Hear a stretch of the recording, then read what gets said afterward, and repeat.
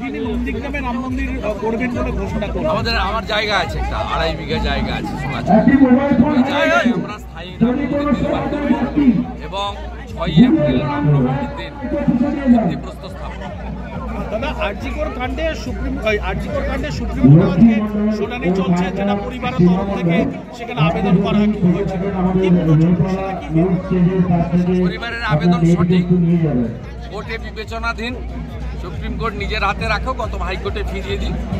পরিবার যা চাইছে সেটাই করবে কোর্ট, এটা আমি আশা করব। বাকিটা তো কোর্ট নিয়ে বলা উচিত, আস্থা রাখা হবে। আরজিকর কাণ্ডে রায়ের মাঝেই সেখানে দেখা গেল 24 ঘন্টার মধ্যে রাজ্য সরকার গেল। আজকে হাইকোর্ট শুনানিতে বারবার করে যে প্রশ্নটা বললো যে অভিযুক্ত সঞ্জয়ের পরিবার কি চাইছে সেটাকে রাজ্য সরকার যেতে পারে না। মমতা ব্যানার্জি যার উত্তর অভয়ের বাবা দিয়ে দিয়েছে, যিনি প্রমাণ লোপাট করেছেন, যিনি খুনের জন্য ধর্ষণের জন্য দায়ী, তিনি হাইকোর্টে গেছেন। মমতা ব্যানার্জি যে প্রমাণ লোপাট করেছেন এটা নির্যাতিতার বাবা বলে দিচ্ছে, আমরা রাজনৈতিক লোকেরা বলছি না। স্বাভাবিকভাবে এখানে 3 জন যেতে পারে হাইকোর্টে, আপার কোর্টে। সঞ্জয় রায়ের পরিবার যেতে পারে, ডাক্তার বোনের পরিবার যেতে পারে, সিবিআই যেতে পারে। রাজ্য সরকার বা মমতা ব্যানার্জি যাওয়ার কোনো অধিকারও নেই, সুযোগও নেই। উনি শুধুমাত্র ড্রামাবাজি করে 26-এর ভোটের আগে কি করে রিপেয়ারিং করবেন, সেই জন্য হিন্দুরা এক হচ্ছে।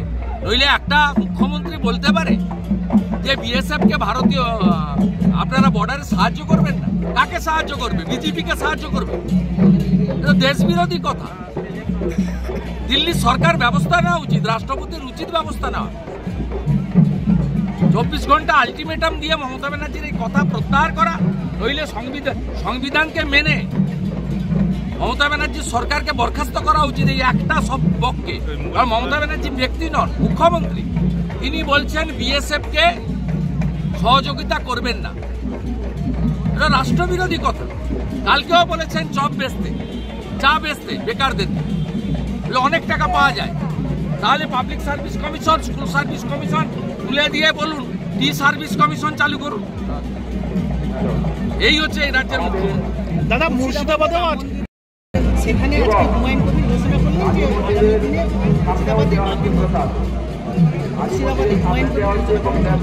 তারা ধর্মের তুমি যে ধর্মের মানেন করুন, জায়গা কিনে করে সব করে বৈধভাবে করুন, না বলছি। সরকারি রাস্তায় এনএইচে না করলেই হলো। যেমন কলকাতা এয়ারপোর্টে আছে, এয়ারপোর্টটা সম্পূর্ণ হচ্ছে না। সরকারি জায়গায় জবরদখল করে করবেন, জায়গা কিনে করুন। আমরা তো সোনাচূড়ায় করছি, জায়গা কেনা জায়গা 2.5 বিঘা। দাদা, আলিপুরদুয়ার আমি নদিয়া যাবো অনেক। দাদা, একটা আলিপুরদুয়ারের প্রাক্তন সাংসদ জন বার্লা সম্ভাবনা রয়েছে তিনি আজকে মুখ্যমন্ত্রীর সভাতে বলছেন। আমাদের কি আমাদের কি আছে? উনি লোকসভায় বিজেপির প্রার্থীকে মারতে উঠেছিলেন, ছবিতে দেখা গেছে। উনি প্রকাশ্যে বলেছেন আমি মাদারিহাটে বিরোধিতা করব। উনি আমাদের আছেন কোন পদে আছেন? এবারে যে মেম্বারশিপ হয়েছে তো উনি পার্টির মেম্বার নয়। এগুলো আপনাদের প্ল্যান্ট করা। সুকান্তবাবু কি বললো, জন বাল্লা কোথায় যাচ্ছেন, এগুলো মিডিয়ার কাজ। অ্যাডভার্টাইজ নেওয়ার জন্য মমতাকে তোষণ করা। কোনো হিন্দু মোদির বাইরে নয়, আমি আপনাকে বলে দিলাম। কোনো হিন্দু মোদির বাইরে নয়, মোদিজির বাইরে নয়। সব হিন্দু এক হয়েছে। আমাদের ধর্ম রক্ষার লড়াই, ব্যক্তিগত লড়াই নয়। আমি আপনাকে বলে দিলাম। আর যিনি মুখ্যমন্ত্রী সভায় যাচ্ছেন তার সেটা ব্যক্তিগত। আমাদের ভারতীয় জনতা পার্টির যে মেম্বারশিপ ড্রাইভ চলছে, গত 3 মাস ধরে যে ড্রাইভ চললো, তাতে আমার জানা একজন বিজেপির এমএলএ হিসেবে উনি পার্টির মেম্বারশিপ নেননি। যিনি পার্টির মেম্বারশিপ নেননি তাকে পার্টির লোক বলবো কি করে? তিনি আপনাদের সকলের সামনে মনোজ টিক্কার মতো একটা ভদ্র লোক প্রার্থী হয়েছিলেন, মারতে উঠেছেন। চা খাওয়ানো তো দূরের কথা, চড় মারতে উঠেছিলেন, সবাই দেখেছেন।